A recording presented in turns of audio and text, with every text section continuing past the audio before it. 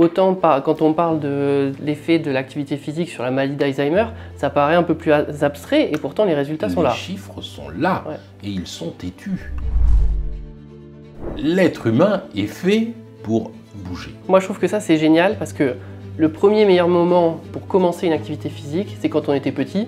Et le deuxième meilleur moment, c'est tout de suite.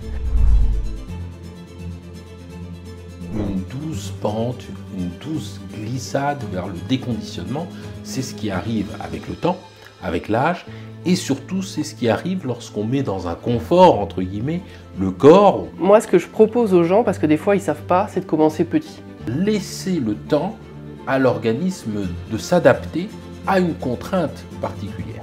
Et ce temps-là, il est plus long qu'on ne le pense. On passe petit à petit d'une situation de pire en pire, de plus en plus sédentaire. Et c'est absolument catastrophique. D'après toi, est-ce qu'on peut être en bonne santé si on ne pratique pas une activité physique régulière? On a peu de chance. On a peu de chance d'être en bonne santé si on ne pratique pas d'activité physique régulière. Pourquoi? Parce que l'activité physique, c'est un déterminant de santé. C'est un déterminant de santé qui permet, on le dira certainement durant toute cette vidéo, mais permet non seulement d'améliorer sa condition physique, bien évidemment, mais permet de prévenir un certain nombre de pathologies. On pourra le dire un peu plus tard, même plus loin, ça participe même au traitement de certaines pathologies. Donc, être en bonne santé, c'est probablement utiliser un des déterminants de santé, qui est l'activité physique. Ok. Bon, les gens qui nous regardent l'ont bien compris. Aujourd'hui, on va parler de sport, d'activité physique, parce que tu as publié Le sport, je me lance aux éditions InPress. Je te laisse te présenter du coup pour qu'on sache un petit peu qui tu es, ce que tu fais pour les gens qui ne te connaissent pas, s'il y en a qui ne te connaissent pas. Alors moi, je suis le docteur Jean-Marc Sen, je suis médecin du sport, passionné de sport et de santé, bien évidemment de sport et d'activité physique santé, et notamment j'essaye de sensibiliser le grand public à ce sujet, ce pourquoi évidemment j'ai écrit un livre qui s'appelle Le sport, je me lance. Le sport, je me lance, pourquoi? Parce que l'idée, c'est de donner un outil à tout à chacun pour commencer les premiers gestes, les premiers mouvements, comprendre d'abord pourquoi c'est intéressant de faire de l'activité physique, et puis ensuite comment est-ce qu'on peut faire, comment on peut faire les premiers gestes. Et puis après, il faudra aller plus loin, donc c'est ce que explique un petit peu ce livre. Alors j'essaye, voilà, de sensibiliser également à la télévision par exemple, également tout ça. Et puis dans ma pratique quotidienne évidemment, hein, je suis mes patients à mon cabinet pour pouvoir les traiter. Alors j'aime beaucoup le sport santé et c'est le cœur de mon activité. J'aime aussi le sport de haut niveau, mais c'est une autre question. Ok. Tu trouves qu'il y a une grosse différence entre le sport santé et le sport de haut niveau justement? Alors, il y a à la fois une différence et puis il y a des choses qui sont communes. Les choses qui sont communes, c'est que finalement la méthodologie pour pouvoir accompagner une personne est à peu près la même. Parce que, et notamment la nécessité d'individualiser les choses. Hein, une des caractéristiques chez les sportifs de haut niveau, c'est d'essayer d'aller d'individualiser l'activité qu'on va leur donner pour qu'ils puissent performer évidemment. C'est à peu près la même chose pour tout à chacun. Quelqu'un qui est extrêmement sédentaire, qui a un déconditionnement physique, et bien pour pouvoir le sortir de cette situation, ou qui souffre d'une pathologie, pour pouvoir sortir de cette situation, il va bien falloir individualiser, et pour individualiser, il va falloir évaluer cette personne. Et donc cette évaluation, elle est absolument capitale. Et d'ailleurs, dans ton livre, ça c'est quelque chose qui est super, c'est qu'il y a pas mal de questionnaires pour évaluer, faire un petit peu un bilan, savoir où on en est au niveau de sa pratique physique, pour derrière pouvoir après commencer, mais du coup bien savoir d'où on part pour essayer de se projeter sur où on peut aller. Oui, c'est un élément essentiel, comme je le disais, et c'est pour ça que je l'ai inséré dans le livre, et même essayer de calibrer les exercices, d'ailleurs en fonction de cette évaluation, parce que, en fait, c'est absolument déterminant. Si on fait faire l'activité physique est nécessaire, c'est un bienfait, mais si elle est sous-dosée, eh bien, c'est insuffisant, des pathologies peuvent apparaître. Si elle est surdosée, il peut y avoir des effets secondaires. Hein, c'est un vrai polymédicament, hein, l'activité physique. Donc il peut y avoir aussi des effets secondaires, une mauvaise tolérance à l'exercice. Et donc ça, il faut arriver à l'éviter par justement un bon calibrage, une intensité, une durée, une fréquence d'exercice qui est adaptée à la capacité des personnes. Tu as enchaîné sur quelque chose que j'aime beaucoup. Du coup, on va y aller. Rien n'est poison, tout est poison. L'important, c'est la dose. Et finalement, avec le sport, c'est exactement la même chose. Oui. Est-ce qu'on pourrait donner un petit peu des conseils, justement, pour des gens qui veulent faire un petit peu d'activité physique, pour essayer de calibrer cette dose, pour essayer d'être dans ce juste milieu? Parce que si on fait trop peu, il ne se passe rien. Il n'y a pas de raison que si on continue ce qu'on est en train de faire, il y ait un changement qui s'opère. Si on en fait trop, on a dit que ça pouvait être mauvais. Oui. Alors comment est-ce qu'on fait pour être dans ce juste milieu? Est-ce qu'on peut donner des tips ensemble? Alors comment commencer? Bon, la première chose, c'est de savoir s'il existe des paramètres chez soi, donc chez la personne qui veut commencer, qui pourraient être des freins ou des éléments qui pourraient être néfastes, ou en tout cas qui pourraient se révéler néfastes face à la mise à l'activité physique. Donc il y a certaines circonstances, c'est notamment dans le livre ce que j'appelle « est-ce qu'il faut que je consulte ?» Est-ce qu'il faut que je consulte? Parce que par exemple, quelqu'un qui a une douleur articulaire, quelqu'un qui prend certains médicaments, quelqu'un qui a des antécédents personnels ou familiaux particuliers, eh bien, quelquefois, il vaut mieux être évalué pour être sûr, si on souffre d'une arthrose du genou, par exemple, ou autre, que l'activité qu'on va vouloir faire ne va pas aggraver une pathologie. Ça, c'est vraiment la première question à se poser. Dans un grand nombre de cas, ce n'est pas nécessaire. Et puis dans un certain nombre de cas, il faudra quand même préparer cette remise à l'activité physique. Une fois qu'on a eu ça, l'intérêt, c'est d'essayer d'adapter l'activité à ses capacités, une fois qu'on a fait cette évaluation. Alors, qu'est-ce qu'on doit évaluer? J'ai dit, il faut individualiser. Pour individualiser, il faut évaluer. Que faut-il évaluer? Il faut évaluer sa condition physique. Alors, la condition physique, c'est quoi? C'est sa souplesse, sa force, son endurance, son équilibre. On peut prendre d'autres qualités physiques, mais enfin, on va prendre celle-là. Déjà, si on a ça, on est pas mal. On est quand même pas mal. Et donc, l'idée, c'est d'essayer d'aller faire des petits tests qui permettent de savoir à peu près où on en est. C'est très important de savoir où on en est parce que, premièrement, ça permet de calibrer les exercices. Et la deuxième chose, c'est que ça permet de prendre conscience. Prendre conscience qu'on a besoin de faire de l'activité physique. Ça, c'est un élément qui est important et l'évaluation participe à cette prise de conscience. Ah, je ne me rendais pas compte que j'avais un si mauvais équilibre. Ah, je ne me rendais pas compte que j'avais une si mauvaise souplesse. Et le fait de se rendre compte de ça, eh bien, permet de se dire, chez un certain nombre de personnes, donc il y a un intérêt à travailler cela. Et on le voit, je te coupe 2 secondes, on le voit, nous, il y a beaucoup de gens qui pensent que finalement, ils sont en bonne santé, ils ont une bonne condition physique, et le jour où l'ascenseur de l'immeuble ne fonctionne plus et qu'il faut monter les 6 étages, là, ils se disent « Ah, finalement, la dernière fois que je l'ai fait, ce que j'avais en tête, c'était il y a 2-3 ans, ça se passait bien, et là, je le refais, et ça se passe pas très bien, je suis obligé de faire une pause. » Et oui, une douce pente, une douce glissade vers le déconditionnement, c'est ce qui arrive avec le temps, avec l'âge. Et surtout, c'est ce qui arrive lorsqu'on met dans un confort, entre guillemets, le corps. On parlait de l'ascenseur à l'instant, mais ça peut être la voiture, ça peut être tous les modes de transport. En fait, tous les modes de déplacement qui sont déjà les premiers modes qui permettent de faire une activité physique quotidienne, c'est de déjà pouvoir se déplacer quotidiennement avec autre chose que quelque chose de motorisé. Utiliser le vélo, par exemple. Bon, alors à Paris, de plus en plus, par exemple, on peut utiliser le vélo. Donc ça y est, moi maintenant, je vais au cabinet en vélo. Voilà, donc ça c'est absolument nécessaire. Bien sûr, l'idée, c'est de se dire, on va aller chercher dans ces modes de déplacement autre chose que quelque chose de motorisé et de porté.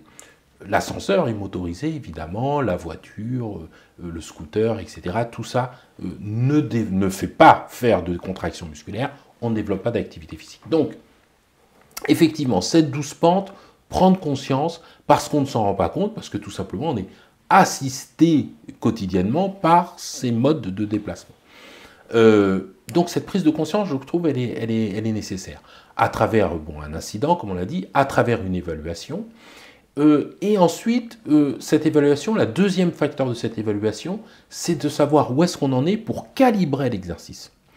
Puisque cet exercice ne doit pas être sous-dosé ou surdosé, il doit donc être calibré. Et l'idée, c'est un exercice général, bien sûr, là on parle de monsieur et madame tout le monde, mais quelquefois on va avoir des composantes, on va aller chercher des composantes particulières. Un exercice qui va travailler un petit peu plus la force, un exercice qui va travailler un peu plus l'endurance, un petit peu plus la souplesse. Des exercices qui ne travaillent qu'un secteur, c'est bien sûr possible, mais à ce moment-là, il faut vraiment maîtriser les éléments techniques. Donc c'est plutôt avoir des exercices globaux qui vont aller comme ça, aller chercher différents secteurs. Et puis, l'autre élément qui est absolument indispensable, calibré, c'est le plaisir. Il va falloir aller chercher des exercices qui nous font plaisir, activer le circuit de la récompense au sein du cerveau, pour qu'on ait envie d'y retourner et que finalement, en y retournant, ce soit beaucoup plus un plaisir qu'un effort et que donc, comme on y retourne, eh bien, on se retrouve dans une situation active sans même y penser et avec plaisir. Voilà les modes de transfert qui sont absolument nécessaires. Et que même si, d'ailleurs, arrive un petit accident, une petite douleur, etc., eh bien, le plaisir est tel que, de toute façon, on va y retourner. On va surmonter l'obstacle. On va surmonter cet obstacle. Voilà. Et tu parlais au début des contre-indications au fait de pratiquer une activité physique. Tu as parlé des contre-indications un petit peu absolues, donc il ne faut pas du tout faire d'activité physique. Tu as parlé un petit peu des contre-indications, tu as surtout parlé des contre-indications relatives. On a une petite douleur, etc. Il faut peut-être adapter la pratique de l'activité physique.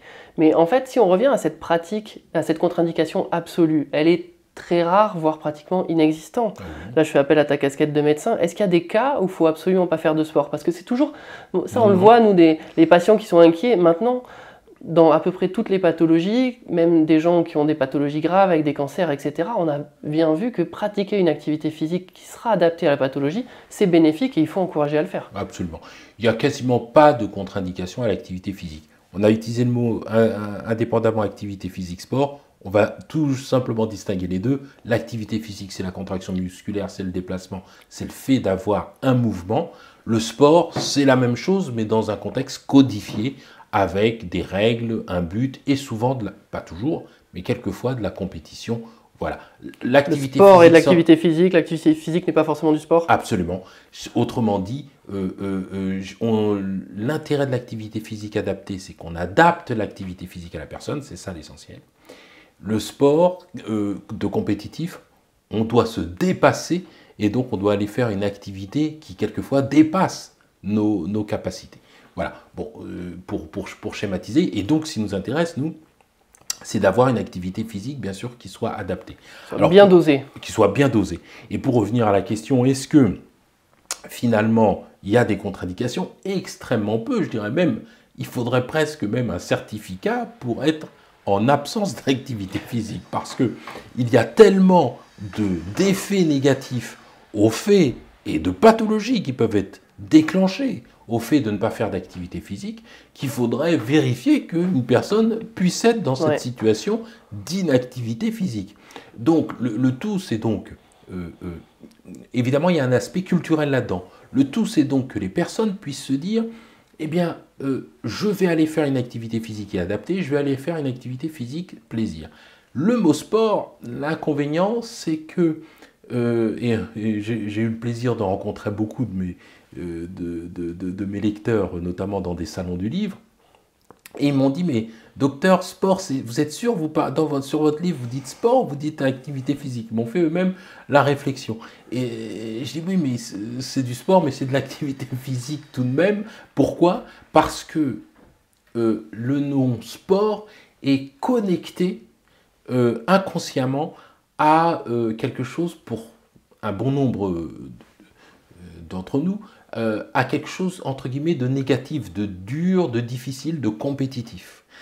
Et notamment le souvenir qu'ont un grand nombre de personnes de leur enfance et du sport qu'ils pratiquaient dans leur enfance et à l'école, malheureusement, est négatif. Voilà.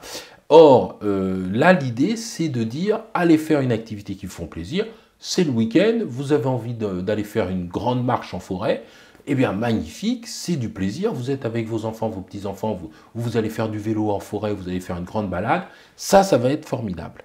Et donc, vraiment, il faut aller reconnecter très rapidement. Mais avant de pouvoir aller faire ça, quelquefois, les gens sont dans un déconditionnement tel que même la balade en forêt va être très compliquée. Il va falloir préparer cette balade. Il va falloir préparer cette balade au préalable, il faut sortir du fauteuil, il faut faire ses premiers gestes, et là, ça a intérêt à être extrêmement calibré, effectivement. Et quelquefois, c'est nécessaire d'être accompagné de professionnels de santé, kinésithérapeutes par exemple, ça c'est des professionnels qui peuvent tout à fait réhabiliter pour ça, mais quelquefois, je pense que on ne peut pas, tout le monde, nous sommes 65 millions en France, il y a peut-être 40 millions de personnes qui ont besoin de remettre de l'activité physique. Il faut leur donner des guidelines ou des aides pour qu'ils puissent eux-mêmes bouger déjà et faire appel aux professionnels quand voilà, la situation est très difficile ou impossible. Moi, dans ton livre, parce que dans ton livre, il y a aussi, on parle beaucoup des bienfaits de l'activité physique, de ce que ça traite, de ce que ça prévient, et ça on va l'aborder ensemble, mais il y a aussi plein d'outils, plein d'exercices, et ça c'est vraiment génial. Et dedans, il y a l'outil que moi je préfère en tant que kiné, qui est tout simple, c'est le fait de se relever d'une chaise, assis debout. C'est un exercice que je trouve qui est très simple, qui est très intéressant parce qu'il est très fonctionnel, donc c'est-à-dire qu'en fait, il mime beaucoup d'activités de la vie de tous les jours de nos patients. Dès qu'on va se lever, dès qu'on va monter des escaliers, dès qu'on va sortir d'un lit, etc. C'est un mouvement qu'on va utiliser. C'est quand même un mouvement qui fait intervenir beaucoup d'articulations au niveau du corps, mine de rien, avec les hanches, les genoux, les pieds. Et en plus, c'est un mouvement qu'on peut se servir à la fois pour évaluer, on en parlait jusqu'à maintenant, quelque chose de tout simple, la personne elle pose son téléphone, elle lance un chronomètre, combien de fois est-ce qu'elle est capable de se lever et de s'asseoir d'une chaise en 1 minute. Et à partir de là, il va en découler un exercice qui est tout simple, justement, venir s'asseoir, venir se lever, comme toi tu l'indiques dans le livre. Et donc on a souvent des exercices et des évaluations en fait qui peuvent être très proches. C'est exactement cette idée, c'est-à-dire que ce que j'ai essayé de faire, c'est d'abord qu'il y ait très peu de matériel. Autrement dit, qu'il y ait une sorte d'autonomie. Autonomie parce que pas besoin d'avoir du matériel très coûteux pour faire des exercices. Et puis en essayant d'expliquer au mieux certains exercices simples, que la personne puisse elle-même, en prenant le livre, comme on prendrait une sorte de cahier, puisse dire, bah tiens, aujourd'hui je vais faire ma séance, entre guillemets, ou mes exercices, adaptés pour pouvoir travailler telle ou telle zone. Donc l'idée, c'est cela. Alors évidemment, pour cela, il faut le préalable qu'on ait donné, hein, qu'il n'y ait pas de grandes pathologies, qu'il n'y ait pas de... Mais c'est le cas de la majorité. C'est-à-dire que la majorité ne sont pas heureusement... Le problème, c'est que quand on dit ça, tous les gens ont l'impression de faire partie de l'exception et se demandent s'ils ne font pas partie de l'exception. Mais en fait, on est obligé de mettre ce petit warning, mais en réalité, c'est 99,99999% de la population qui doit faire de l'activité physique tout le temps. Enfin, on n'est même pas capable de citer... Quand je parlais je parlais des personnes souffrant de pathologies graves. Mais tout le monde doit faire de l'activité physique. Il n'y a pas une personne qui ne doit pas faire de l'activité physique.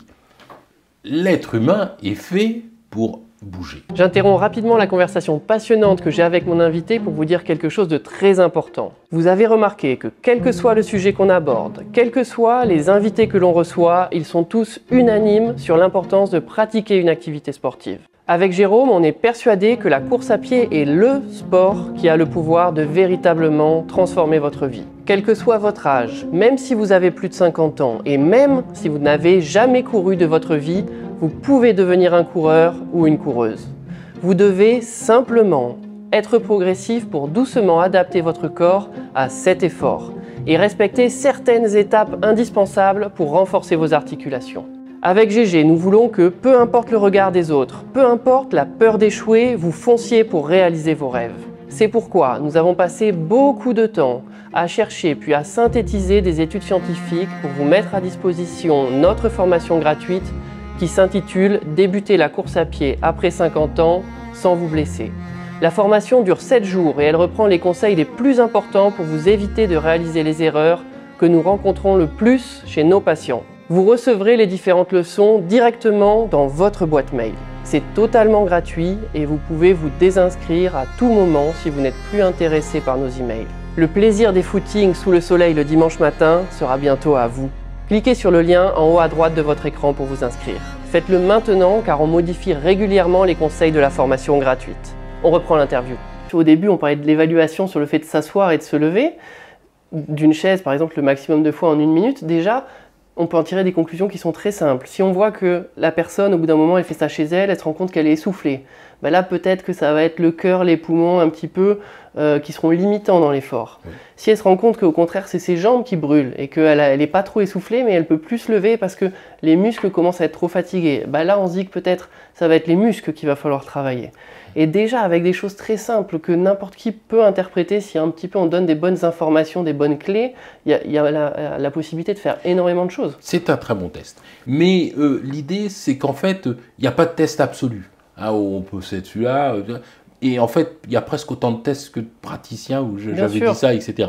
Mais c'est pas grave ça. À la limite, c'est même pas très grave. L'important, c'est ok, j'ai pris conscience. Et ça m'a permis un peu de calibrer l'exercice. Mais ça, malgré tout, je trouve que c'est primordial parce que les gens qu'on reçoit, ça va souvent être la question. Quel est le meilleur test? Quel est le meilleur sport? Quelle est la meilleure activité physique? Et ça, faut arrêter, il faut essayer de sortir de ce schéma-là. Et en fait, il n'y a pas de meilleure activité, il n'y a pas de meilleurs mouvements, il n'y a pas de meilleures choses. Ça dépend de chaque personne. Ça dépend de chaque personne. Et en fait, ce qu'il faut, c'est se lancer. Et à partir de là, il y aura des bienfaits, la pratique elle va évoluer, etc. Mais il y a des gens à vouloir chercher trop la perfection, ben en fait, ils ne se lancent jamais. Non, absolument. Et donc, c'est pour ça qu'en fait, ça rejoint exactement ce que tu dis. Il n'y a pas le ou la meilleure, ça n'a pas de sens. Ça dépend de trop de contextes. Et en fait, il faut trouver pour chacun une combinaison qui va aussi dépendre du contexte de vie. Hein. Selon que la personne, effectivement, a un emploi du temps plus ou moins chargé, a une activité plus ou moins importante, évidemment, eh ben, on se rend compte qu'elle va pouvoir aller faire telle chose ou telle autre. Faire du vélo, c'est très bien, mais si on habite à la campagne, à 30 km de son lieu de travail, alors on peut faire du vélo, hein, mais 30 et 30, 60 km par jour, c'est possible. C'est possible. Enfin, c'est pas accessible à tout le monde quand même de faire 60 km par jour. Et c'est bien parce que ces 60 km par jour, on revient à cette question de dose. Où moi, ce que je propose aux gens, parce que des fois ils savent pas, c'est de commencer petit. C'est par exemple, soit on reprend le vélo, soit on reprend le fameux exercice d'assis et de relevé de chaise qui est dans le livre. Commencer à en faire 5 et en fait voir ce qui se passe. 5 par jour par exemple, ou 5 tous les 2 jours, et voir ce qui se passe. Et puis après on peut en faire 6. Et puis après, on peut en faire 7. Et en fait, en commençant doucement, on prend très peu de risques qu'il se passe quelque chose. Parce que vu qu'on va augmenter de 1 ou 2 répétitions, il ne se passera pas quelque chose de catastrophique. Et si jamais on voit que derrière, il y a un petit peu de gêne, on peut adapter. Et en fait, comme ça, on construit marche par marche et on arrive à la bonne dose. C'est vrai. Le fait de commencer de manière adaptée, en tout cas pas avec une charge importante, est très progressif. La progressivité, c'est aussi le deuxième élément, c'est-à-dire laisser le temps à l'organisme de s'adapter à une contrainte particulière. Et ce temps-là, il est plus long qu'on ne le pense. C'est-à-dire que quelquefois, on va dire « Ah ben voilà, pendant une semaine, ça s'est bien passé, ça y est, j'augmente énormément, etc. chaque jour. » Attention, l'organisme a besoin de temps pour s'adapter. Souvent, je parle de paliers de 3, 4, 5, des fois plus en semaine. Ça veut dire que oui, on met une charge, mais attendons 2 semaines, 3 semaines, 4 semaines, voire plus, que l'organisme supporte bien ce qu'on lui propose pour dire « Ah, j'ai la démonstration que mon organisme supporte bien, je rajoute une charge plus importante. » Je rajoute une charge, je marche un peu plus longtemps, je fais du vélo un peu plus longtemps. Mais ça, en fait, c'est fondamental parce que les patients ou les gens, ils ne se rendent pas compte que quand ils font un effort, ils s'assoient, ils se lèvent de leur chaise.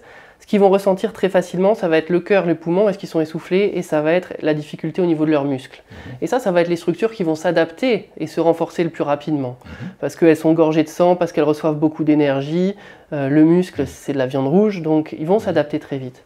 Par contre, toutes les autres structures, des structures plus passives, le cartilage, les os, les ligaments, etc., c'est aussi des structures qui vont avoir besoin de se renforcer, mais elles vont se renforcer beaucoup plus lentement. Et donc si on prend comme référentiel à chaque fois le ressenti de l'effort, le problème c'est qu'on va beaucoup plus augmenter que ne progressent nos articulations. Et là, on peut avoir justement des petites gênes qui apparaissent. Oui. Donc c'est pour ça qu'il faut être progressif, il ne faut pas hésiter à faire des paliers et il ne faut pas toujours essayer de repousser sans cesse. On a des gens qui sont sédentaires depuis 10 ans et après du jour au lendemain, ils veulent pousser la machine et ils ne sont pas prêts à prendre 3 mois. Ouais. Non, c'est tout à fait juste. Le palier, effectivement, c'est surtout pour ces structures que tu as citées, notamment les tendons, mais aussi le cartilage et autres, qui mettent plus de temps à s'adapter. Hein, il y a une cinétique différente.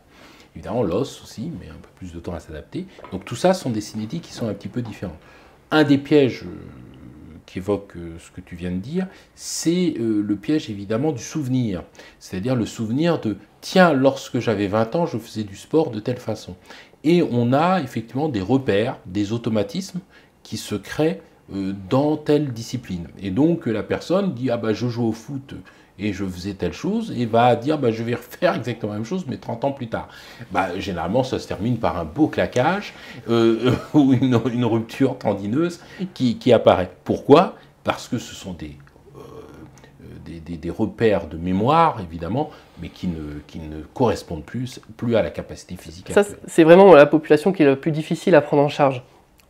Notamment des gens qui ont été effectivement plutôt sportifs, quand ils étaient jeunes, quand ils étaient adolescents, et dans les sports d'endurance. Parce que souvent, ils gardent un petit peu en tête certains chronos, ils ont fait un 10 km en temps de temps, etc. Et quand ils veulent s'y remettre 20-30 ans plus tard, ils veulent reviser ces performances tout de suite. Et en fait, là, tout de suite, trop vite, trop fort, après avoir fait trop longtemps, trop peu, là, il y a des douleurs. Mais c'est même inconscient, c'est-à-dire que c'est même pas... probablement pour un grand nombre, c'est pas du tout de l'orgueil, c'est en fait probablement un mécanisme de mémorisation cérébrale qui fait que y a une mémorisation gestuelle et une mémorisation d'activité. Et donc la personne, effectivement, a des automatismes. En marche, vous savez que le mouvement se fait par automatisme, et donc il y a des automatismes qui ne passent pas d'ailleurs par les automatismes ne passent pas par la case dans le fonctionnement du cerveau, ne passent pas par le cortex. Les mouvements automatiques sont donnés sans qu'il y ait... Il n'y a pas de libre arbitre, il n'y a pas d'étape consciente. Pas d'éléments volontaires. Voilà. Et donc, évidemment, ils sont enfouis dans la mémoire de la personne, ressortent, et donc le mouvement automatique se fait sans même qu'il y ait une action volontaire. Donc, quelquefois, c'est donc le danger. Et c'est pour ça, quelquefois, c'est intéressant de repartir, voilà, ou sur d'autres sports, ou sous d'autres éléments. Et toi, au début, tu t'es présenté en disant que tu avais une casquette également où tu accompagnais des sportifs de haut niveau. Oui. Moi, tu vois, je trouve que ça, quand j'ai été jeune diplômé, etc., c'est une population qui est assez difficile à prendre en charge. Quand j'étais donc sportif, etc., jeune diplômé, je me suis un petit peu orienté vers ça. Et c'est des gens chez qui on va aller chercher le petit détail pour essayer justement de pousser encore plus la performance, mais c'est des gens qui exploitent énormément leur corps. Et donc, en fait, c'est quand même une prise en charge qui est assez difficile et qui est assez pointue. Et à l'opposé, si on prend des gens qui sont sédentaires, c'est des prises en charge, moi, que je trouve beaucoup plus faciles, parce qu'en fait, à peine on va faire quelque chose, si on le fait bien, on va avoir d'énormes effets. Et en fait, je trouve qu'il y a cette différence, et moi, c'est pour ça que j'aime beaucoup travailler avec des gens en fait, qui sont sédentaires, qui vont avoir 50 ans, etc. Parce qu'on va mettre un petit peu d'énergie, on va actionner quelques leviers, et tout de suite, on va avoir des effets qui sont très gratifiants sur leur vie. C'est vrai, c'est vrai. Alors, des effets positifs et rapides sur leurs conditions physiques, sur la condition physique, sur le bien-être, le ressenti, etc. Il y a un autre aspect dont on n'a pas parlé sur les bienfaits de l'activité physique, c'est le stress. Et je trouve que c'est intéressant parce qu'on en parle peut-être moins de celui-là. Pourtant, on est, je vais dire de manière générale, mais on est tous beaucoup touchés par le stress. En tout cas, il y a une part importante de la population qui subit les effets du stress. Et très souvent, quand on dit ça à des patients, que nous, on ressent stressés en consultation, ils n'ont pas les armes. Ils ne savent pas, on leur dit « faut être moins stressé ». Ils disent « bah oui, mais enfin, si je savais comment faire, je le ferais ». Et en fait, on parle de la méditation, on parle de choses comme ça, qui certes sont efficaces, sont très bien, mais sont peut-être difficiles à mettre en place. Moi, je parle pour moi, je sais que c'est bien, je sais que c'est efficace, mais je ne suis pas quelqu'un qui arrive à instaurer cette habitude et je ne suis pas quelqu'un qui prend beaucoup de plaisir à méditer. Mais par contre, à l'opposé, faire du sport, ça a un effet directement sur la réduction du stress. Donc peut-être que c'est un levier qu'on devrait un peu plus mettre en avant. Ah oui, oui, c'est particulièrement, c'est reconnu, c'est démontré et c'est reconnu. Alors dans les mécanismes, bon, il y a... plusieurs mécanismes qui sont discutés, mais peu importe, certainement qui s'imbriquent, des mécanismes physiologiques. On sait qu'il y a des sécrétions de neuromédiateurs, la sérotonine, la dopamine. La sérotonine, il faut savoir, c'est un neuromédiateur qui est même donné dans des traitements antidépresseurs. Des endorphines également, qui sont un pouvoir euphorisant, etc. Donc ça, on sait que quand on fait... Ça joue au niveau du cerveau. Ça joue au niveau du cerveau, ça, c'est absolument démontré aujourd'hui. Il y a des mécanismes psychologiques avec l'estime de soi, le fait de rencontrer aussi, d'être en interaction sociale, souvent quand on va faire du sport. Donc tout ça, ce sont des éléments qui sont physiologiques ou psychologiques, bénéfiques pour l'esprit. Lutte contre l'anxiété et la dépression, à tel point que la Haute Autorité de Santé, par exemple, propose pour les dépressions légères à modérées, comme premier traitement, la mise à l'activité physique. Pas prendre des médicaments, mettre à l'activité physique. C'est le premier traitement proposé chez les personnes dépressives, légères ou modérées. Le premier traitement est non médicamenteux. Les bras m'en tombent. Oui, c'est-à-dire que je donne cet élément. Enfin, je veux dire que depuis tout à l'heure, vous voyez qu'on donne un ensemble d'informations extrêmement puissantes, me semble-t-il, sur l'intérêt de l'activité physique. C'est démontré à tel point que même les autorités disent, voilà, c'est ça. Donc, ça veut dire qu'en fait, mettre en place, effectivement, de l'activité physique, eh bien, les personnes vont développer des capacités qui permettent, en fait, de mieux résister au stress, de mieux résister aux variations de l'humeur. Donc ça, c'est des éléments qui vont évidemment rentrer dans le bien-être, qui vont rentrer dans la santé, qui vont favoriser, bien sûr, l'action, l'initiative, qui vont favoriser le fait d'éviter ces pathologies aussi qui sont liées au mental, liées à l'esprit.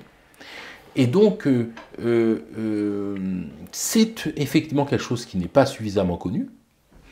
On parlait, c'est un autre effet extrêmement important de l'activité physique sur une dimension auquel on ne pensait pas.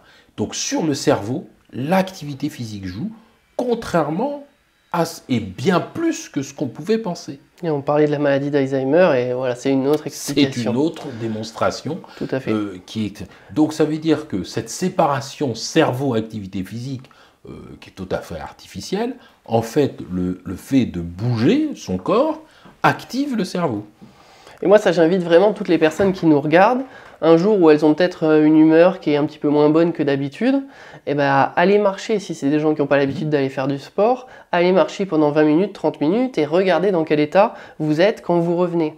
Et donc, vous allez pouvoir faire justement l'expérience de ce dont on vient de parler. Un autre élément qui a aussi été démontré, c'est l'effet du contact avec la nature. Le fait de marcher fonctionne. Le fait de marcher dans la nature fonctionne encore plus. Ben voilà, donc on refait l'expérience, mais on les incite à aller marcher et à aller marcher dans la nature. Stop, je coupe très rapidement cette interview passionnante pour vous donner une information qui va vous intéresser. Avec Raph, on a créé les tips de GG et Raph. Une newsletter exclusive où l'on va vous partager tous nos conseils santé appuyés par nos lectures d'articles scientifiques. Un dimanche sur deux, nous vous dévoilons nos pépites pour booster votre santé après 50 ans. Cliquez juste ici pour y accéder. Vous pouvez bien sûr vous désabonner à tout moment si le contenu ne vous intéresse pas. Allez, on reprend l'interview, je ne veux pas déranger Raph plus longtemps. Ça aussi, c'est une notion qui peut être intéressante à donner. C'est la différence entre l'activité physique et la sédentarité. Activité physique, deux grands fléaux. Et deux notions d'ailleurs qu'il faut distinguer. Deux grands fléaux dans notre société. L'insuffisance de l'activité physique. C'est mondial. Insuffisance de l'activité physique, c'est-à-dire que l'être humain ne bouge pas suffisamment. L'OMS elle-même donne des recommandations pour bouger suffisamment. Et face à cette insuffisance d'activité physique, il y a l'excès d'immobilité qu'on appelle sédentarité. Le fait de rester assis, c'est deux choses indépendants et d'ailleurs qui sont des facteurs de risque indépendants. C'est-à-dire le fait de rester assis, allongé, immobile, sans bouger, plus d'1 heure et demie d'affilée. Ça, c'est deux choses vraiment indépendantes. C'est-à-dire que quelqu'un pourrait avoir suffisamment d'activité physique en termes de recommandations et donc bouger suffisamment tous les jours, que cette personne, parallèlement, soit totalement immobile plusieurs heures par jour devant un écran, qu'elle courrait des risques. Moi, j'ai ça beaucoup au cabinet, parce qu'au cabinet, j'ai une activité où je travaille près des bureaux, des entreprises, donc j'ai plutôt des gens relativement jeunes, en tout cas des gens actifs. c'est des gens qui ont un travail sédentaire, donc ils vont passer 8 heures par jour assis, donc effectivement, par la force des choses, plusieurs fois, les 1h30 à 2 heures assis non-stop, liés à la sédentarité. Et c'est des gens qui, le soir, vont aller faire 1 heure de sport. Oui. Et donc en fait, sur le papier, c'est super, mais ils n'ont pas cette notion que le fait de faire du sport le soir, ça contrebalance pas. C'est là que c'est important, forcément, tous les effets négatifs de la sédentarité. Absolument. C'est mieux que rien, bien sûr, c'est beaucoup mieux que rien. Mais ça ne contrebalance pas intégralement. Absolument. Il y a un intérêt, d'abord, à faire 7 heures, très bien. L'heure de sport, c'est une très bonne chose. Mais à côté, il ne faut pas rester immobile. Il faut la casser, cette sédentarité. Voilà, absolument. Il faut se lever, il faut bouger, et ainsi de suite. Ça, ce sont deux éléments. C'est vrai que c'est ce message-là qu'il faut passer. L'insuffisance d'activité physique, il faut lutter. La sédentarité, c'est une chose qui est terrible. La sédentarité, chez les ados, alors, touche tout le monde, mais touche, par exemple, tu peux parler un peu des adolescents. Des adolescents, c'est une épidémie qui touche le monde entier actuellement. Allez, un adolescent de la région parisienne, c'est 24 à 27 heures sédentaires par semaine. 24 à 27 heures sédentaires par semaine, c'est-à-dire immobile, assis, allongé. Évidemment, c'est devant les écrans que cette situation se situe. Devant un professeur, un peu Très peu. C'est surtout ça. Eh bien, cette situation veut dire qu'une journée sur 7, 24 à 27 heures, c'est une journée sur 7, la personne est immobile, assise ou allongée. C'est sans précédent dans l'histoire de l'humanité. C'est-à-dire qu'on est en train d'avoir un vrai changement de paradigme avec une population qui est immobile, qui ne bouge plus. L'être humain n'est pas fait pour ça. Le fonctionnement de l'organisme de l'être humain n'est pas fait pour ça. Et des pathologies en découlent. Mais là, tu viens de prendre l'exemple des adolescents, mais que n'importe qui est en train de regarder cette vidéo fasse le compte dans sa vie de tous les jours. Bon, il dort par la force des choses, c'est très bon pour la santé, mais c'est pas un moment où on bouge. Le petit déjeuner. Alors, le sommeil ne fait pas partie du compte, volontairement. Okay.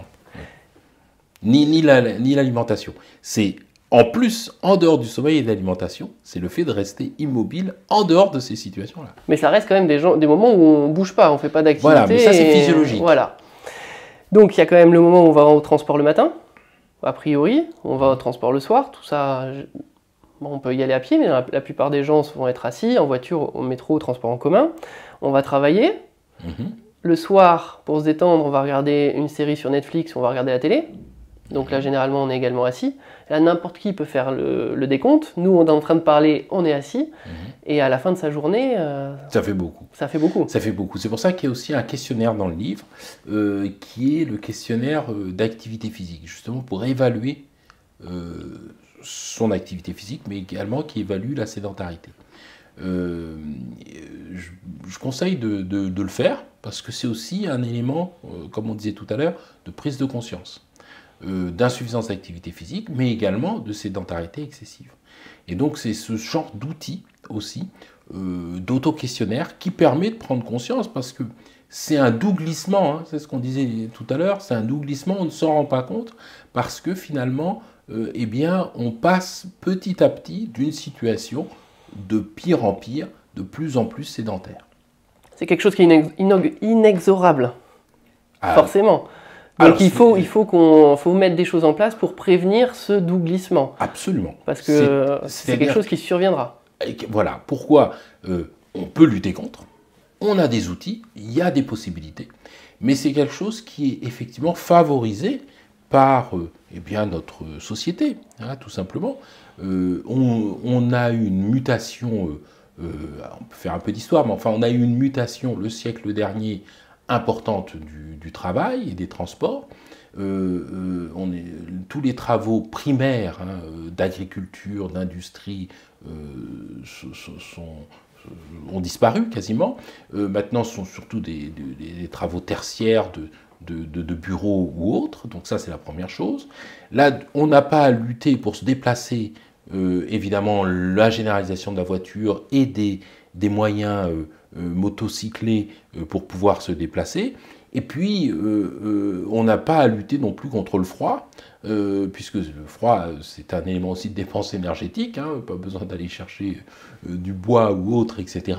Et ben, tout cela fait que, d'une manière généralement, l'être humain n'a plus ni à se déplacer à pied ou à vélo, ni dans son travail, et ni pour les besoins quotidiens, eh bien, cela fait que cette mutation de l'activité physique fait que notre société ne nécessite plus de dépenses énergétiques. On s'est mis dans une société, c'est comme ça, il y a des côtés positifs quand même, mais ça c'est un côté négatif, une société de confort.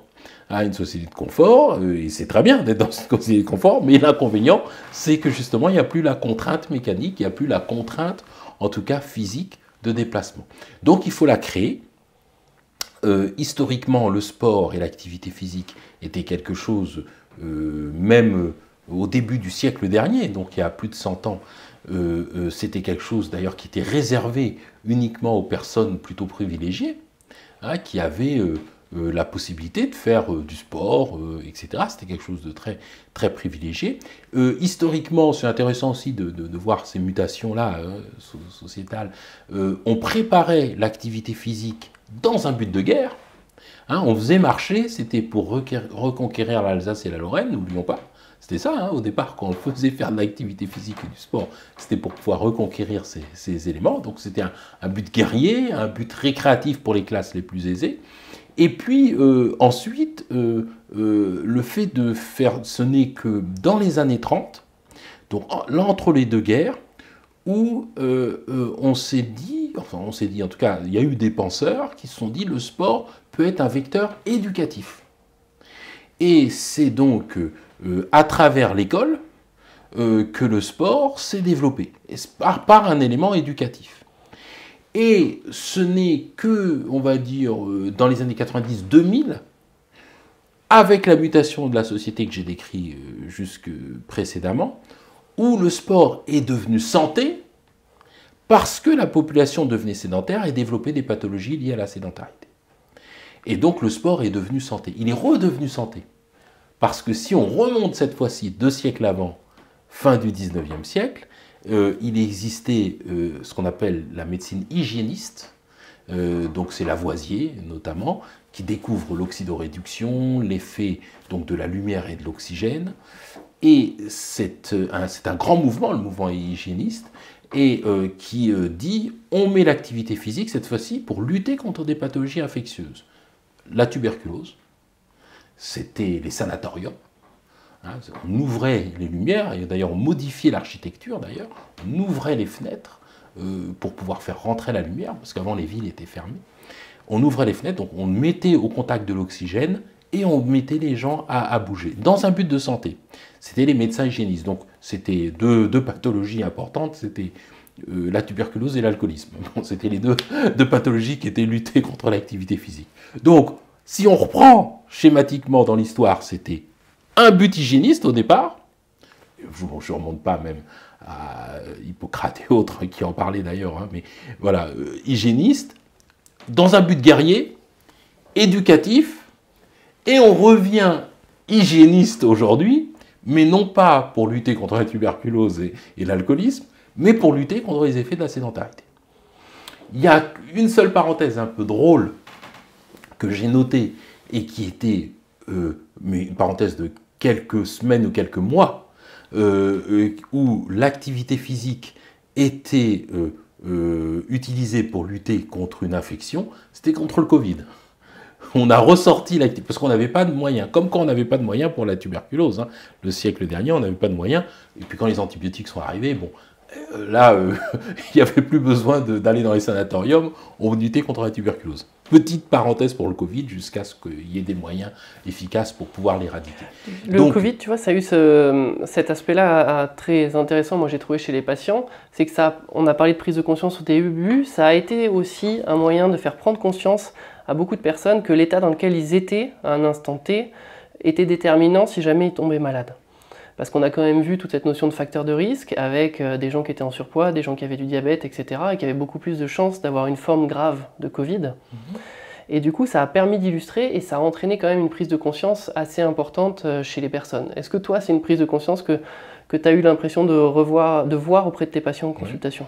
Oui, c'est-à-dire, en tout cas, ce qui m'a marqué le plus, c'est le besoin, la prise de conscience surtout, de l'intérêt de l'activité physique. C'est-à-dire que malheureusement, il a été nécessaire et demandé aux gens de rester enfermés, faut dire ce qui est, puisque c'était...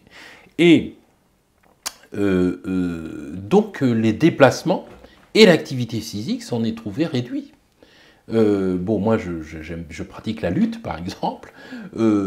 J'étais bien malheureux parce que pendant toute cette période-là, c'est un sport qui était compliqué à pratiquer. Et donc, comme ce n'était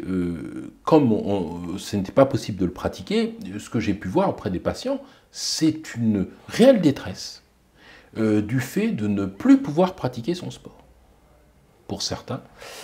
Et la conséquence physique et psychologique de l'inactivité physique. Et donc ça, je pense que la prise de conscience a été que ça paraissait naturel, mais oui, bouger, etc., des choses qui nous paraissaient tout à fait acquises et évidentes, et bon, on voit pas pourquoi on ne ferait pas de sport, ou pourquoi on ne bougerait pas, ou pourquoi on ne marcherait pas, ou pourquoi on ne ferait pas notre balade le dimanche, qui, sous l'effet d'une suppression, a montré l'importance extrême de tout cela. De le faire. Et ça a permis aussi, moi je trouve, une autre prise de conscience, c'est que ça a permis de montrer aux personnes que finalement, elles étaient le mieux placées pour prendre soin de leur santé. Que finalement, elles étaient leurs propres experts. Alors oui, il y a toutes les professions médicales qui sont à disposition, qui peuvent aider, qu'il faut aller solliciter s'il y a besoin et qui seront pleines de conseils, mais malgré tout, on reste la meilleure personne pour prendre soin de sa santé. Absolument, c'est-à-dire qu'il y a des déterminants de santé. Les déterminants de santé d'une population, c'est-à-dire qu'ils vont faire que ce ne sont pas des éléments de soins directs au sens strict, médical qu'on pourrait donner, c'est-à-dire donner des médicaments ou autre, mais c'est une notion d'hygiène générale. Et on sait que, et on connaît ces déterminants, si une population applique ces grands déterminants de santé, on sait qu'on fait diminuer drastiquement les pathologies. Alors quels sont-ils ? L'activité physique, l'alimentation, le sommeil, la lutte contre le stress et l'anxiété, contre les polluants et contre les toxiques. Si vous luttez contre ces 6 déterminants-là, vous abaissez considérablement l'apparition de pathologies dans une population. Voilà. Là, tu viens d'en citer 6, même si déjà on arrive à en avoir 3, déjà on est pas mal.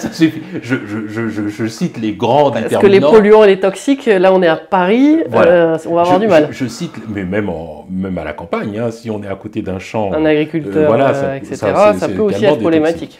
Donc ça veut dire que ce sont des déterminants, voilà, alors plus ou moins maîtrisables, évidemment, plus ou moins faciles à maîtriser, mais les déterminants sont là. Et il y en a vraiment qu'on peut maîtriser. Et par exemple, il y en a qu'on peut maîtriser plus ou moins facilement, certains toxiques,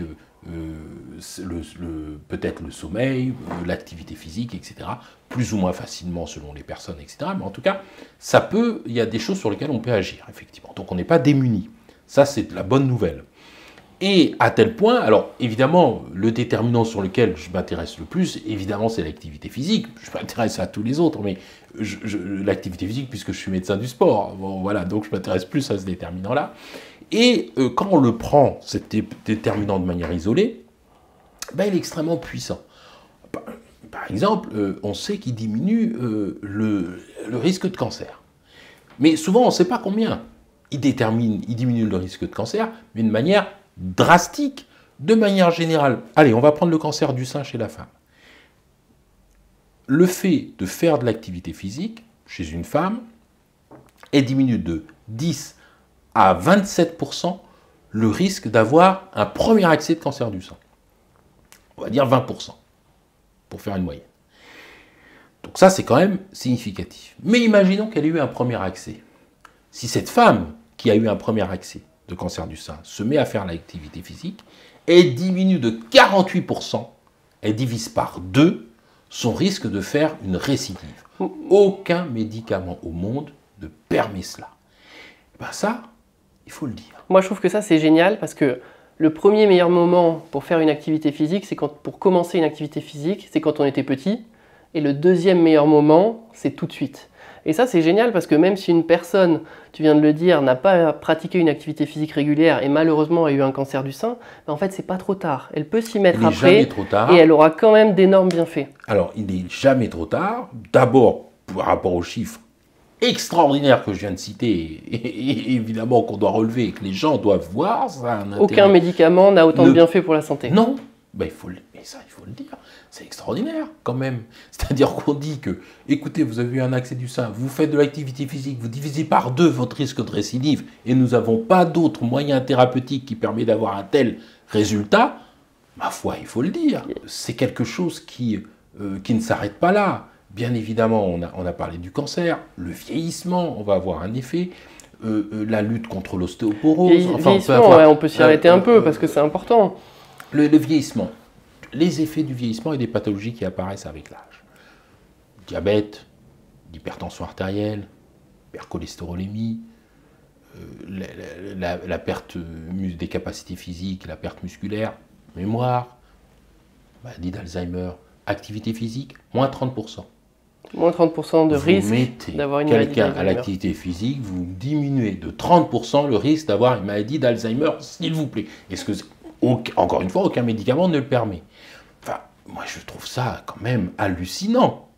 Je ne comprends pas qu'il n'y ait pas dans chaque parc de chaque ville en France un éducateur sportif capable de faire bouger tout à chacun qui pourrait se présenter en faisant des gestes simples. Il y a des sociétés qui le font, sociétés asiatiques, voilà, vous voyez le tai chi, etc. Voilà, des mouvements. Mais on pourrait très bien imaginer, on a des parcs magnifiques. Dans toutes les villes, les villages, il y a des endroits qui sont absolument extraordinaires. Il y a beaucoup d'éducateurs sportifs ou de professionnels de santé. Bon. Ça, c'est important de le dire parce que c'est vrai que autant quand on parle peut-être des effets sur la perte de poids, etc., ça paraît un petit peu plus logique. Autant quand on parle de l'effet de l'activité physique sur la maladie d'Alzheimer, ça paraît un peu plus abstrait et pourtant les résultats sont là. Les chiffres sont là et ils sont têtus. C'est-à-dire qu'ils affirment le bienfait de l'activité physique sur ces pathologies. Je ne prends qu'un des déterminants de santé que j'ai cités tout à l'heure. Alors imaginez si vous les associez. Donc ça veut dire que j'ai vu une campagne de publicité qui disait voilà, si vous avez activité physique, vous arrêtez les toxiques comme l'alcool, l'activité physique, la nutrition, vous divisez par 2 le risque de cancer. Ça veut dire que, bon, là, donc là, on prenait 3 déterminants, hein, toxiques, l'alimentation et les choses. Bien sûr. Donc, ça veut dire que ça sont des choses qui sont, c'est pas peut-être un petit peu, etc. Non, c'est très efficace. Et un des drames, c'est qu'on a on est très axé sur le soin. Et c'est très bien, nous sommes des soignants, donc nous aimons le soin. Mais la prévention, elle est essentielle. À tel point qu'on n'a pas une assurance santé, on a une assurance maladie. Pour être pris en charge, il faut être malade. On ne prend pas en charge la prévention, alors que ça coûte moins cher de prévenir. Mieux vaut prévenir que guérir, c'est un excellent adage. Le fait de prévenir coûte moins cher. Et c'est plus facile. C'est quand même souvent plus facile de rester en bonne santé que de le redevenir. Mais absolument. C'est plus simple, ça coûte moins cher sur le plan financier, sur le plan humain également. Alors, voilà, alors seulement il faut des volontés d'organisation générale. Le problème pour ça, c'est qu'il faut que la personne ait une vision qui soit au moins à moyen terme, voire à long terme, sur la prévention. Alors, et ça, c'est dur, parce qu'on est quand même dans une société d'immédiateté, où on a du mal peut-être à se projeter en se disant je vais faire un peu d'effort aujourd'hui, je vais faire un petit peu d'activité physique, je vais faire quelques exercices qu'il y a dans ton livre pour être indépendant plus tard, pour garder ma masse musculaire et continuer à pouvoir sortir, aller faire mes courses. Ça, c'est pas forcément facile de se projeter pour tout le monde. C'est pour ça que probablement il faut des facteurs favorisants. C'est pour ça que je parlais de parc et de coach sportif. Parce qu'il faut rendre accessible C'est une idée voilà, que j'offre à tous les maires de France, d'embaucher des éducateurs sportifs et de les mettre dans les parcs voilà, pour leurs concitoyens. Ce que je veux dire, c'est qu'en fait, il faut que ce soit il y a des villes, j'étais allé faire une conférence à Strasbourg, qui est très en avance également sur la promotion de l'activité physique dans la ville, et c'est formidable, c'est très bien. C'est une ville, c'est vrai, on va faire du vélo facilement, enfin voilà, c'est vraiment très agréable de se déplacer dans ces éléments-là. Et en plus, ça a non seulement l'effet sur l'activité physique, et ça diminue la pollution. Donc vous voyez que deuxième déterminant... Et donc ça diminue la pollution. Un déterminant dont on parlait tout à l'heure. Mais c'est souvent des déterminants quand même qui sont très imbriqués. Bien sûr. Donc c'est pas étonnant. Et si on a de l'activité physique... Si on dort bien, on a moins de stress. Si on fait de l'activité physique, on a moins de stress, on en parlera. Et on mange mieux, et ainsi de suite. Enfin, il y a des interactions qui sont là-dessus. Ça veut dire qu'il y a des éléments qui doivent être incitatifs et déterminants plus facilement. Je disais, bah, tiens, je vais à mon cabinet en vélo. Et je suis en train de voir qu'on a des pistes cyclables qui vont se développer, qu'il y a des choses, etc. Bah, oui, bah, donc c'est plus agréable. Ça réenchante la ville, ça rend possible les choses. Alors que si, évidemment, vous risquez de vous faire écraser à chaque fois que vous tournez, etc., bah, vous allez laisser le vélo de côté. Ça paraît évident. Et vous avez des fumées, évidemment, qui vous viennent au visage, vous allez laisser le vélo de côté. Donc, c'est véritablement ça. C'était des urbanistes suisses, comme ça, qui disaient réenchanter la ville, c'est-à-dire faire en sorte que aller dans la ville soit agréable pour se déplacer à pied. Je parle du vélo, mais ça peut être à pied, ça peut être peu importe. En tout cas, que rendre les choses agréables. Ce qui fait que bah, les personnes, évidemment, vont le faire plus facilement, hein, même si au départ, ils ne sont pas enclins. Donc, ça veut dire qu'il y a des éléments qui sont incitatifs. Alors, il faut évidemment trouver aussi un équilibre global, parce que on va parler de la ville de Paris, qui est quand même autre chose que pour les Parisiens. La ville de Paris est utilisée par énormément de touristes, bien évidemment, mais aussi c'est l'île de France hein, qui utilise. Donc il faut souvent trouver un équilibre pour que tout le monde s'y retrouve. Bon, mais ça, c'est... Voilà. Le travail des politiques. Ça, c'est le travail des politiques qu'on leur laisse faire. Mais en tout cas, le médecin que je suis, le médecin du sport que je suis, dit si on favorise le fait de faire de l'activité physique, c'est certain que ça sera un déterminant de santé majeur qui pèsera moins. Et, dans les dépenses de santé. Dans les dépenses de santé. Et dans les politiques de santé. Je suis un petit peu remonté. Avec le sourire. Avec le sourire, mais un petit peu remonté quand même contre nos gouvernants successifs. Donc, de droite et de gauche, je ne fais pas de choix là-dessus, mais sur nos gouvernants successifs, qui systématiquement, depuis plusieurs décennies, ont laissé réduire le nombre de professionnels de santé en France. Médecins, mais les autres professionnels de santé également. À tel point que nos concitoyens ne trouvent plus de médecins. Ils ont du mal. C'est terrible. Enfin, vous voyez, moi, je vois des gens qui sont absolument dépourvus, tristes et abandonnés parce qu'ils n'ont plus de médecins. C'est une pure décision politique. Alors, à l'époque, lorsque ces décisions ont commencé, il y a à peu près 3 décennies, ont commencé à être prises, il y avait trop de médecins. Mais on sait que, vraiment, c'est un peu absurde, mais la réflexion était, mais si on diminue l'offre, on va diminuer la demande. Je vous assure que c'était ce qui était dit à l'époque, vraiment, qui était totalement absurde. Non, le besoin de santé, il n'y a qu'une seule chose qui peut faire diminuer le besoin de santé, c'est pas de diminuer les professionnels. C'est d'augmenter la prévention. Absolument. C'est l'augmentation de la prévention qui permet de diminuer l'offre de santé. Et là, on a diminué le nombre de professionnels sans avoir une politique forte de prévention. Ce qui était une erreur majeure, criminelle, pour notre population. Donc, voilà, là, je le dis, la prévention, et évidemment, c'est le médecin du sport qui parle, à travers l'activité physique, mais j'ai cité les autres déterminants qu'il ne faut pas abandonner, bien sûr, non plus, est absolument nécessaire pour le bien-être de la population de manière générale. Quand tu as parlé tout à l'heure d'activité physique, tu as parlé aussi d'ostéoporose.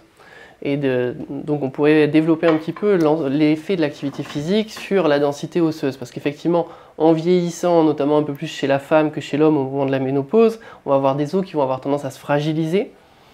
Et l'un des meilleurs moyens d'entretenir cette masse osseuse, ça va être l'activité physique. Oui. Et je vais revenir à l'adolescence avant de parler. La constitution de la masse osseuse, c'est avant 30 ans.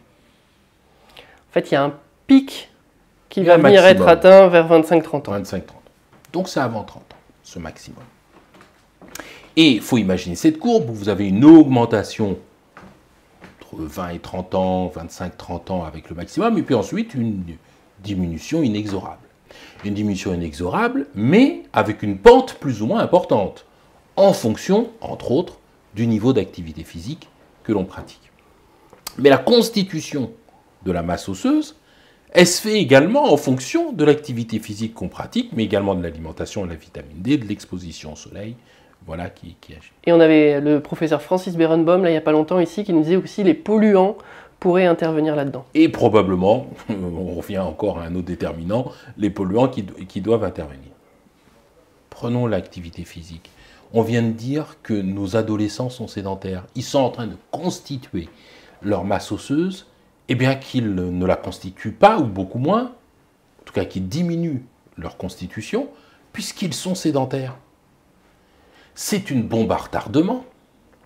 C'est une bombe à retardement parce qu'ils vont avoir du coup un pic qui sera plus beaucoup faible. Plus faible. Et donc après, quand ça va décroître... Donc une ostéoporose beaucoup plus importante. Ouais. Ça veut donc dire que la réflexion, pardon de parler des adolescents, mais la réflexion de l'activité physique des adolescents est absolument déterminant aujourd'hui si on ne veut pas que dans 20 ou 30 ans, on ait des catastrophes sanitaires. Jean-Marc, pour finir, je vais te poser 2 questions qu'on pose à absolument tous nos invités. La première, oui. Si tu devais donner qu'un seul conseil à tous tes patients pour être en meilleure santé, ce serait lequel? Marcher. Voilà. Ok. Toi, qu'est-ce que tu as mis en place récemment dans ta vie pour être en meilleure santé?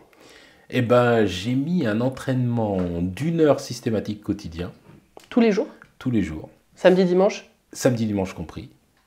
Alors qui se compose parce que malheureusement je parle beaucoup du genou parce que j'ai souffert du genou récemment et ça m'a bien embêté parce que ça a réduit mon activité sportive, j'ai été opéré et ça a été vraiment voilà, j'ai pris du poids, etc., donc c'était très négatif et j'ai récupéré de ce genou, j'ai fait des choses. Et j'ai mis en place quotidiennement 30 minutes d'ellipteur. Qu'est-ce que c'est l'ellipteur? L'ellipteur, c'est le vélo elliptique. Ah, c'est l'elliptique, ok. Voilà, donc c'est 30 minutes. Le matin, je me lève, je promène mon chien, et ensuite je vais faire l'activité suivante, donc c'est du 30 minutes d'ellipteur. Sur 20 minutes, une montée progressive, et puis sur les 8 dernières minutes, je fais du fractionné. Voilà. Fractionné, donc tu vas avoir un effort un peu plus intense, alterné avec des périodes de repos, voilà, et plusieurs fois comme ça. Et ensuite, j'ai la chance d'avoir une petite salle de sport à la maison et un petit dojo, parce que voilà. Et je fais du renforcement musculaire, donc à travers des squats, des fentes. Les fameux assis debout, on y revient, voilà, c'est presque des squats. C'est ça. Et le renforcement des membres supérieurs et des mobilités. Ok, voilà. Fente, super exercice, voilà. j'aime beaucoup aussi. Donc ça, je l'ai mis en place il y a 1 mois. Ok, et voilà. Déjà, tu en vois un petit peu les effets? Ah oui, ma secrétaire m'a dit que j'avais minci. donc c'est que ça a marché. Mais ça, c'est génial, parce que tu es quand même quelqu'un qui a toujours fait de l'activité physique. Ah oui. Et tu modifies un petit peu, 1 mois, certes de manière intensive, et tout de suite c'est immédiat. C'est immédiat, ça se voit très vite. Très vite. Absolument. Donc, et dernière chose, bien sûr, que j'ai mis en place, c'est le vélo systématique pour aller au cabinet. Tu fais combien de vélos du coup par jour? C'est 17 minutes pour y aller, 17 minutes pour rentrer. Je le fais 2 fois par jour, donc 34. 34, donc 1 heure. Tu arrives à... Ouais, mais cumuler sur... tu travailles 5 jours par semaine? Ouais. C'est énorme, 2h30. Alors 5 jours, mais pas 5 jours 2 fois. Mais bon, okay. Ça fait au minimum 34 minutes et 3 fois par semaine, 1 heure. Voilà, comment facilement dans son quotidien mettre de l'activité physique. Voilà. En plus, là, il fait beau, tu profites de Paris, c'est super. Voilà, absolument. Pour tous ceux qui veulent en apprendre plus sur toi et te retrouver, où est-ce qu'ils peuvent se rendre? Ah, alors donc, sur Internet, c'est le mieux. D'abord, alors, une émission que j'aime beaucoup qui s'appelle Bienvenue chez le Doc sur Twitch. Bienvenue chez le Doc sur Twitch, tous les mardis à partir de 19h. Il y a une petite pause pendant les vacances, mais ça reprend en septembre. Donc tous les mardis à 19 h, je reçois un invité, une personnalité du sport ou de la santé, et on parle de sport, santé, actualité. Ça, c'est en direct. Il y a une possibilité d'agir et d'interagir en chattant. Il n'y a pas besoin de s'inscrire, on peut se connecter directement sans avoir de compte. Et puis, si on n'a pas le temps de le voir en direct, eh bien, on peut revoir le replay ou sur les différents réseaux, Instagram, TikTok ou même Facebook, ou même YouTube, où il y a des extraits qui sont diffusés. Donc voilà, il faut se le procurer et il faut aller le lire et surtout le mettre en application. Avec plaisir. Voilà, il sert à ça. Allez, à très vite Jean-Marc. À bientôt.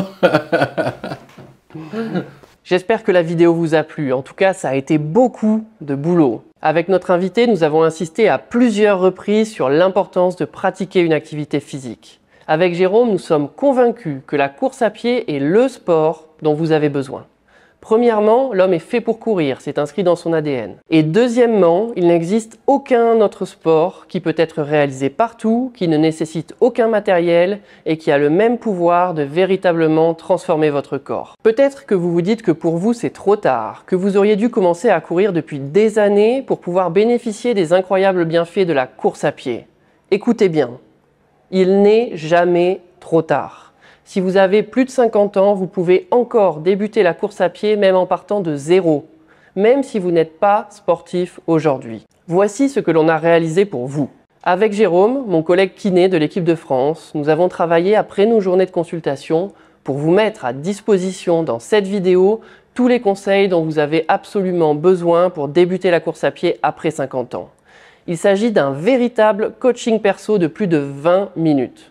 Cette vidéo est indispensable pour éviter que vous fassiez n'importe quoi, ce qui pourrait s'avérer dangereux pour votre corps. Cliquez juste ici pour regarder cette vidéo.